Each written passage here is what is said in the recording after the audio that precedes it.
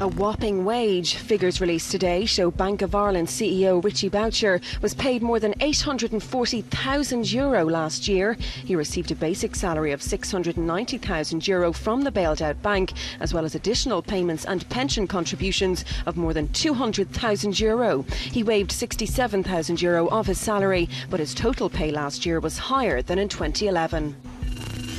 Better late than never. The Taoiseach has met President Obama at the White House, with the traditional St. Patrick's Day event delayed this year because it fell on a Sunday. Tonight, Enda Kenny will present Barack Obama with a bowl of shamrock. The two have already discussed a range of issues, including immigration reform and the economy.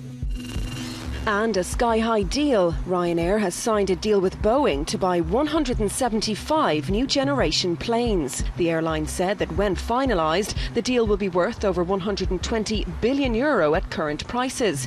Ryanair said the purchase will allow its airline to grow to more than 400 airplanes, serving more than 100 million passengers a year across Europe by 2018.